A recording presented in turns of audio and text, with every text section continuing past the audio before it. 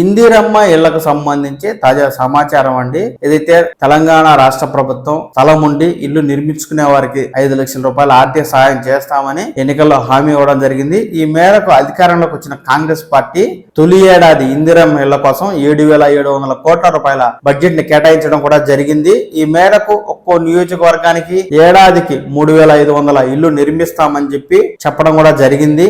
ఈ మేరకు ఈ ఇందిరమ్మ ఇళ్లకు సంబంధించి హడ్కో దాదాపుగా 3,000 కోట్ల రూపాయల నిధులను మంజూరు చేసినట్టుగా మనకైతే వార్తలు వస్తున్నాయండి. దీనికి సంబంధించి పూర్తి సమాచారాన్ని మనం ఈ వీడియో ద్వారా తెలుసుకుందాము. తెలంగాణ రాష్ట్రానికి సంబంధించి 6 గ్యారెంటీ పథకాలు కావచ్చు, పెన్షన్, రేషన్ కార్డు, అలాగే రైతులకు సంబంధించిన పథకాలు కావచ్చు, రాష్ట్ర కేంద్ర ప్రభుత్వ ఉద్యోగ సమాచారం కావచ్చు, ఎప్పటికప్పుడు తాజా సమాచారాన్ని నేను మీకు ఉన్నట్టుగా తెలియజేస్తూ ఉంటానండి. ఇలాంటి సమాచారం మీకు కావాలి అని అనుకుంటే ఈ పవన్ టాక్స్ తెలుగు ఛానల్ ని లైక్ చేయండి, షేర్ చేయండి, సబ్స్క్రైబ్ చేయండి. ఎప్పటికప్పుడు తాజా ఖచ్చితమైన సమాచారాన్ని తెలుసుకుంటూ ఉండండి. ఇక విషయంలోకి వెళ్తే రాష్ట్రంలో ఇందిరమ్మ ఇళ్ల నిర్మాణానికి నిధుల కొరత తీరనున్నట్టుగా మనకైతే తెలుస్తుందండి. తొలి దశలో 3,000 కోట్ల రూపాయల నిధులను రాష్ట్ర ప్రభుత్వ పూచీకత్తుపై రాష్ట్ర గృహ నిర్మాణ సంస్థకు రుణాలనిచ్చేందుకు హడ్కో అంగీకరించిందండి.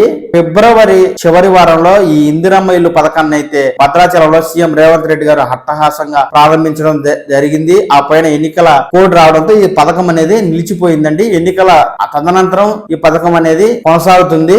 ఈ ఎన్నికలు ముగిసిన వెంటనే ఈ యొక్క లబ్ధిదారుల ఎంపిక ప్రక్రియ అనేది వేగంగా జరగడమే కాకుండా లబ్ధిదారులను ఎంపిక చేసి అలాంటి వారు ఇల్లు నిర్మించుకోవడానికి 4 దశల్లో ఈ నిధులను అయితే రాష్ట్ర ప్రభుత్వం లబ్ధిదారులకు అందివ్వనుంది. ఈ నేపథ్యంలో ఈ ఇందిరమ్మ ఇళ్ల నిర్మాణానికి నిధుల కొరత ఏర్పడకుండా రాష్ట్ర ప్రభుత్వం అయితే వివిధ ప్రయత్నాలు చేస్తున్నట్టుగా మనకు తెలుస్తోంది. అందులో భాగంగా హడ్కో నుంచి రుణం తీసుకోవాలని భావించి ఈ మేరకు ప్రతిపాదనలు పంపించడం కూడా జరిగింది. ఇప్పటికే పట్టణ ప్రాంతాల్లో నిర్మించే ఇళ్లకు కేంద్ర ప్రభుత్వం 1,50,000 రూపాయల సబ్సిడీని ఇస్తూ ఉండగా కేంద్ర ప్రభుత్వం నుంచి వచ్చే ఈ 1,50,000 రూపాయల ఆర్థిక సహాయాన్ని కూడా రాష్ట్ర ప్రభుత్వం సమీకరించుకోవాలని ఆలోచన చేస్తున్నట్టుగా తెలుస్తోంది. ఈ మేరకు అధికారులు హడ్కోకు 5,000 కోట్ల రూపాయల నిధులు కేటాయించాలంటూ ప్రతిపాదనలు పంపగా రాష్ట్ర ప్రభుత్వం అయితే ఇప్పటికి లాంఛనంగా పథకాన్ని మాత్రం ప్రారంభించింది. ఇంకా లబ్ధిదారుల ఎంపిక చేపట్టకపోవడం, విధి విధానాలు రూపొందించకపోవడం వల్ల హడ్కో అయితే ప్రాథమికంగా 3,000 కోట్ల రూపాయల నిధులను మంజూరు చేయడానికి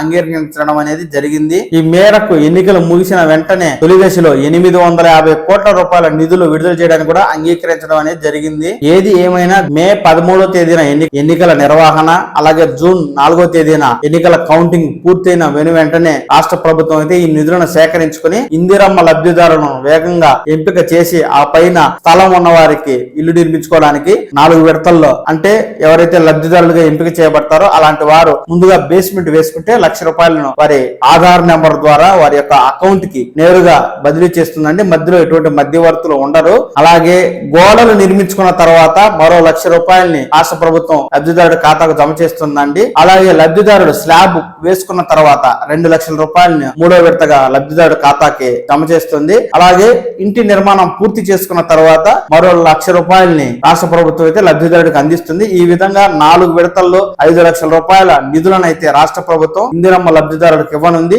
ఈ మేరకు ఎన్నికలు ముగిసిన వెంటనే ఈ ఇందిరమ్మ ఇళ్ల పథకానికి సంబంధించి ప్రక్రియను వేగవంతం చేసి తద్వారా లబ్ధిదారులు ఇల్లు నిర్మించుకునేందుకు రాష్ట్ర ప్రభుత్వం అయితే 5 లక్షల రూపాయల ఆర్థిక సహాయం చేయడానికి నిధులను ఇప్పటించే సమీకరించుకుంటూ ఉన్న నేపథ్యంలో మనకు ఎన్నికలు ముగియడమే ఆలస్యం, ఇందిరమ్మ ఇల్లు లబ్ధిదారులకు రావడం ఖాయమే అన్నట్టుగా తెలుస్తోంది.